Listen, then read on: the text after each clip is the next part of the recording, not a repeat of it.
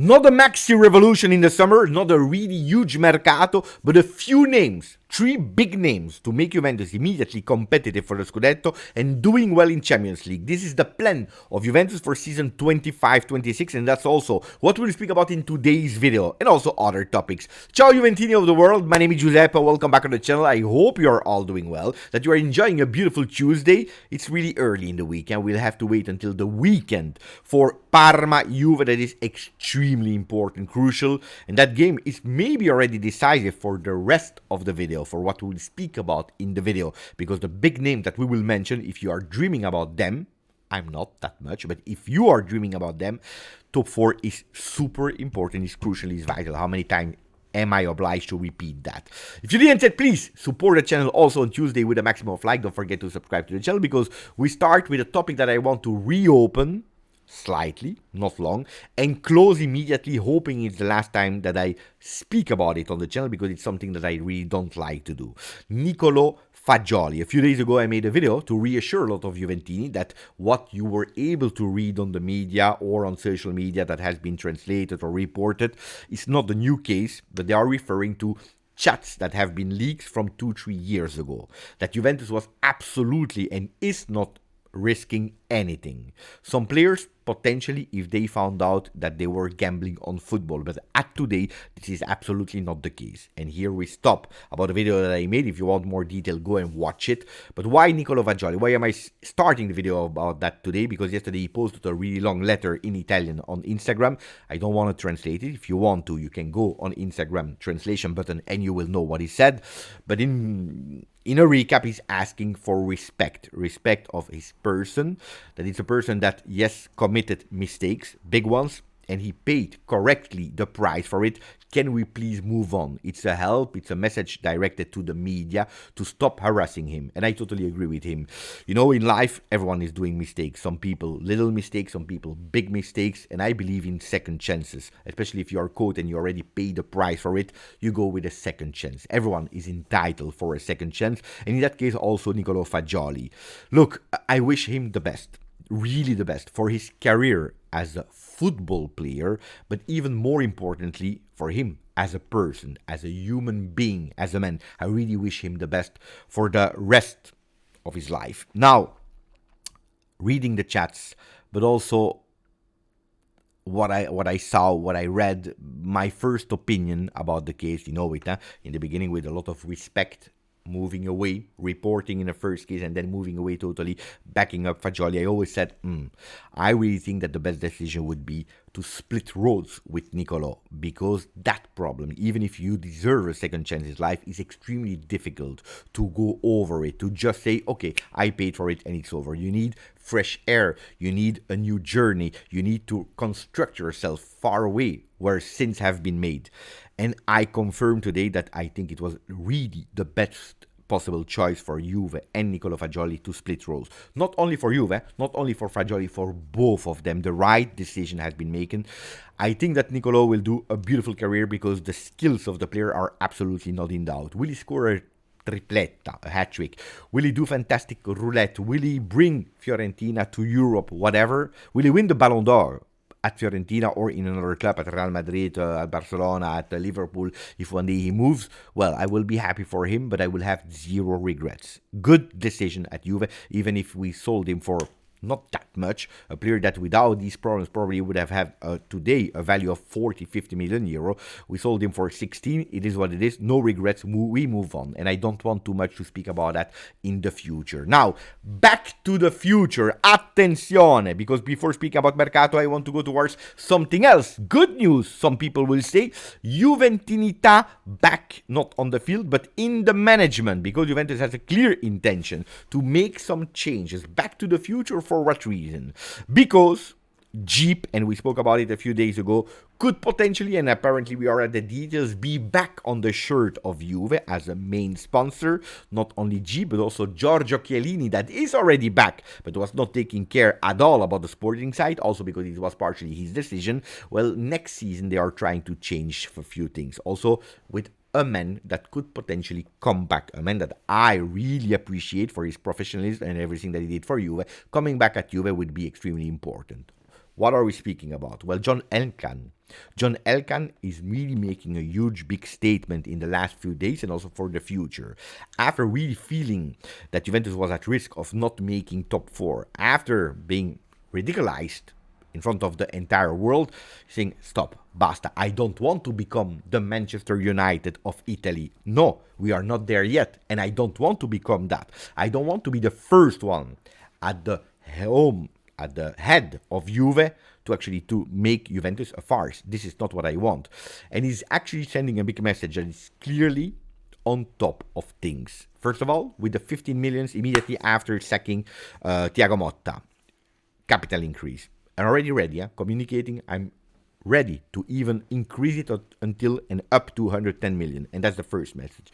The second one, his right hand, the one that is trusting the most on, Scannavino, taking him away from Jedi, 100% focus on Juve as CEO is another message that we already spoke about as well.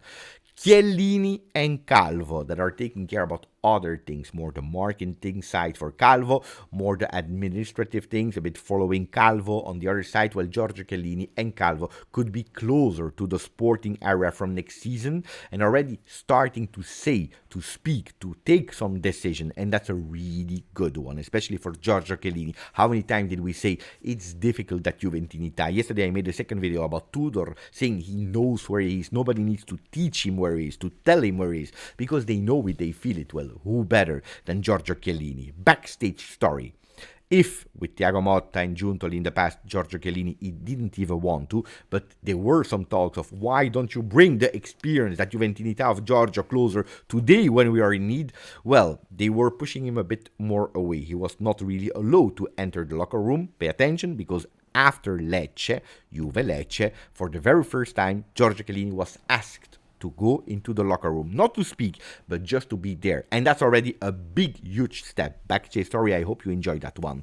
And then the other name is the one of Matteo Tognozzi, that went to Granada as a sporting director. Didn't go well, that honestly. It was a big step there in a small team. Anyway, he could potentially be back at Juve from next season. What role, we don't know, but more as a scout, as a head of scout, something that he already did in the past. Well, Tognozzi, the names that he brought in at Juve are speaking for himself. Yildiz is Tognozzi. Huysen is Tognozzi. So we have huge big names and Juventus would love to bring him back. We are not speaking about Manna, that is at Napoli, that was his brother, but Tognozzi, another huge big Juventino that would love to come back, and that's what I told you. Back to the future, with Jeep, with Chiellini, with Tognozzi. Beautiful. I love these things. We are going towards the right direction. Yesterday, Napoli played and won 3-0 against Empoli. There are two things that I want to say about that. First of all, I'm always pissed off when I see that Empoli is losing because we lost and we were eliminated in Coppa Italia against Empoli. I still didn't digest that one. Uno.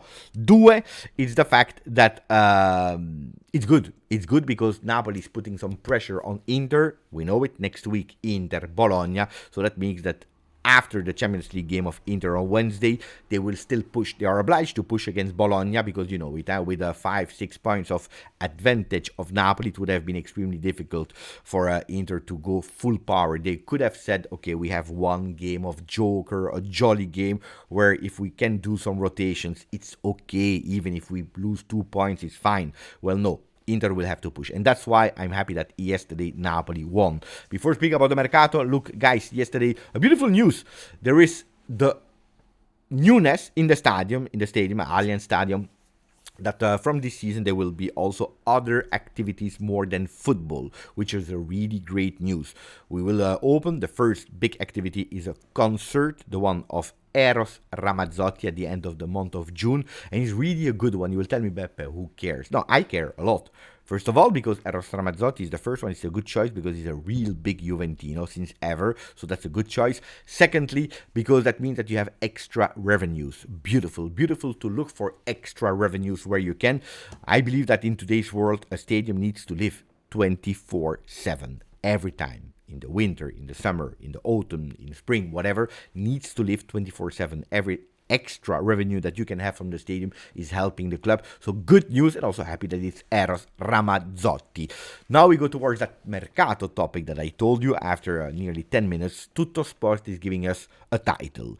3 colpi per tornare Juve. 3 signings, 3 big names to come back and to be Juve. To be again Juve. On the front page, they are putting us Tonali, Lookman, and Kristovic. It's not everything, because if you're turning the page, I will not edit the video, but you will see Tonali, Osimhen, Lookman. Big name, ambitious.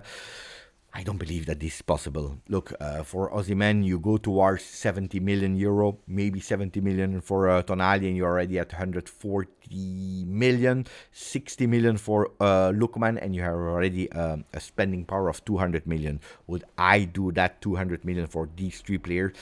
If I'm rich and I have absolutely not to take care about finance, maybe yes, maybe yes. On the other side, I don't think that Juventus can allow themselves to go with 3 names only, spending 200 million. We already made a mistake and it didn't reach 200, but 60 for 55 for Koopmeiners, 50 for Douglas Luiz, even if you were able to decrease it with Barrenechea and Ealing Jr., and then Nico Gonzalez for 38 for Fiorentina. Don't do the same mistake. Even if we are speaking about Tonali, Osimhen, and Lookman, that at today we are all thinking, mamma mia, what players, they could instantly change Juve immediately, just like that. But I think that if we go back to the past and we were speaking about Douglas Luiz, about Koopmeiners, we were thinking exactly the same, We were thinking exactly the same, so pay attention. Osimhen, they are putting the name there for a reason that I already told you, that Luca Mamblano told it as well, is the dream of Cristiano Giuntoli. He knows the player, he knows the entourage, he's thinking, he's obsessed with Osimhen, because that would be a beautiful signature. A signature that you say, oh, Osimhen, it's Osimhen that we are bringing back at Juve. It increases immediately the ambitions of Juve. When you sign Osimhen, it's because you want to win the Scudetto, not because you want to reach top 4 minimum objective, no? If you bring Tonali, it's a bit the same story. Beautiful story. Beautiful names, I tell you. Lookman, also a beautiful name. Now, Lookman, I still don't get it, because they are putting him every time as a striker with the number 9s, with Højlund, with Jonathan David, with Osimhen, with all the players that we mentioned. There is Lookman, but Lookman is not playing a number 9 position, and that's why I'm scared about. Why every time Lookman, Lookman, Lookman, Lookman? If you go towards the heat maps of Ademola Lookman, you will see that it's a player that is playing identically in the position of Kenan Yildiz. Identically, it's the same role. I'm not saying the same player, it's the same role. So I hope that they are not pushing the Lookman story, because there is a possibility to split roads with Kenan. That would be, I think, a really huge, but huge mistake. A player, yes, he knows Serie A, yes, he's a fantastic player, but he's already a bit more mature, and you're letting go a player that has all the potential, that has already that number 10 on the shirt. I would absolutely not do it. So I would personally take away Lookman, also because if we are honest, Lookman, Osimhen, 2 players that will play that African Cup in next winter, it's a total disaster. Lookman and Osimhen that you have in your team, and both of them will not be there. So I think these big names are there. Yes, is it really concrete? No. Tonali is a concrete name, and I tell you, in the midfield, it's the player that I would love to sign. Then yesterday I said it. No, 2 days ago I said it, and I want to repeat it here. I don't know the private life of players. I just know one thing. Juventus needs to be 100% sure, not about the player himself, because we know he's great, we know he's fantastic, but about the extra off-the-field topics, because he's also there in the target. Did you notice, since that he has been linked to Juve, on the front pages, these conversations, something that he was never on the foreground. Every attention was on Fagioli. Now that he's linked to Juve, he's there. So pay attention, really pay attention. I would not love a Tonali at Juve and continuing with problems. So for me, the worry is the off the field, not the on the field. So really be clear in what you want and make your investigations, Juve, if you really clearly go for Tonali. The player I don't discuss. What are the intentions of Juve? Well, goalkeeper, I will go roll by roll. Goalkeeper, at the moment, everything is good. You have 3 goalkeepers. Perin has still a contract, so you actually don't need to make a lot of changes. But I can already anticipate you. Pay attention to Perin. Not sure that he could be there 25, 26. Pay attention. But you are looking for a second goalkeeper, not for a first goalkeeper in case of. In defense, well, attempt for Renato Vega, we already spoke about it. The big new signing in defense is Bremer. The big new signing is Bremer, without any doubt. Pay attention to Gatti. Pay attention to Gatti, not 100% sure. And then the big question, Cambiaso, if he leaves, there is already a name that has been identified by Juve, and it's the name of De Kuiper, Maxime De Kuiper, that I already told you a lot of good, and you could already observe him in that game, Bruges-Juve. In the midfield, we know it, and Douglas Luiz leaving, even if he does 6 games that are fantastic, even if he plays really well at the Club World Cup, it will be difficult for him to remain at Juve. So Douglas Luiz possibly out with Tonali. That is the big objective. Attack, well, I told you all the names. Osimhen, Lookman, Jonathan David, Højlund. On these big names, I'm not 100% sure. I'm not 100% sure, and I will continue to say it. I didn't identify the player that I said, okay, that's the name. You know what I like? The second name that has been linked with Juve, the name of Kristovic. I really like the name of Kristovic, not as a first striker, but as a second striker. Chapeau. Good player. Montenegro. Is there a possibility? Adzic could possibly go on loan to Lecce. We know that Corvino is trying to do a bit that Jovetic Fiorentina deal. Well, that could be a beautiful one. Adzic playing an entire season on loan. No options, no obligation, otherwise I will go crazy here.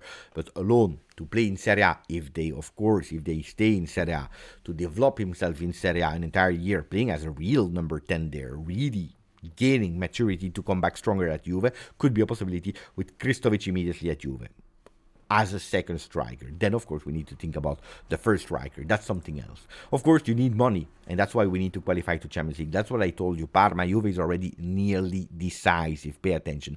And then you need to do really well with all the players that will come back from loan. There are a lot of players on loan that will, at a certain moment, be sold or needed to be sold. We are speaking about a good news. Sassuolo in A means that Muharemovic is a permanent player of Sassuolo for 5 million euro. Great, fantastic, and there is even a 50% resale on the player. What about Kostic? Possibilities for him to stay at Fenerbahce. What about Arthur? Not a lot of possibility, but he would love to stay at Girona. So there are a lot of players. Giallo, Facundo Gonzalez, there are a lot of players on loan also for them. If we are able to work good, to work fast in finding a destination to them, you can take here and there 50, 60 million euro, qualifying to Champions League, selling a Douglas Luiz, selling a Dusan Vlahovic, saving us salary. You can move and you can do something. Maybe not reaching the 200 million that they are speaking about for only 3 players, but you could possibly move. You could possibly do something towards the idea of John Elkann.